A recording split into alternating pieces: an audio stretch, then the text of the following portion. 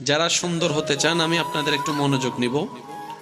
সুন্দর কয়েক ধরনের হয়। একটা হচ্ছে আর্টিফিশিয়াল, 15-20 হাজার টাকা মেকআপের মধ্যে খরচ করলেন, এটা নির্দিষ্ট সময় পর কিন্তু আপনি নিজেই রাখবেন না, কারণ এটা বোঝা মনে হয়। কথা বলেন ঠিক না? মনে রাখবেন সুন্দর কাকে বলে।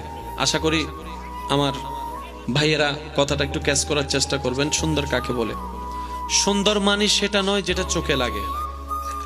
সুন্দর মানে আসল সুন্দর ওইটাই যেই সৌন্দর্যটা চোখে লাগার পরে মন থেকে শ্রদ্ধা চলে আসে, মায়া চলে আসে। সুবহান, এটা হচ্ছে সুন্দর। এটা কি ফর্সা মানে সুন্দর নয়, যেটাকে দেখে চোখও শীতল হবে, মনের মধ্যে শ্রদ্ধা আসবে, সম্মান আসবে। এবার আপনাদের জানাশোনার মধ্যে পড়ে কিনা দেখেন তো, আপনাদের কিছু মুরব্বীরা আছেন যাদের চেহারাটা দেখলেই মায়া লাগে। ভাইয়া একটু জোরে বলেন না, আছে না? কিছু মুরব্বী আছে না যাদের চেহারা দেখলে মায়া লাগে।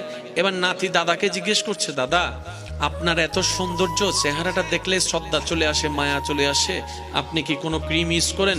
বলে যে ক্রিম কি, আমরা তো সেটা জানি না। কোনো মেকআপ ইউজ করেন? বলে যে সেটা জানি না। তো এত সৌন্দর্যটা আপনার চেহারা থেকে নূর ঝরে পড়ছে, যেটা আমরা বলি আর কি, এত সৌন্দর্য পেলেন কোথায়? বলে যে বেশি কিছু করি নাই, আমি বুঝ হওয়ার পর থেকে আমি প্রত্যেক দিন ফজরের অজু করে ফজরের নামাজটা আমি আদায় করা শুরু করেছি। সুবহান।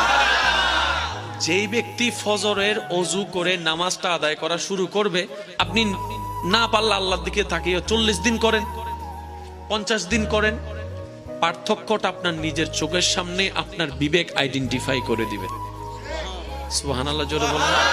তাহলে এই নামাজের ভিতর শুধু সওয়াব নাই, চেহারার সৌন্দর্য। জোরে বলেন, চেহারার সৌন্দর্য।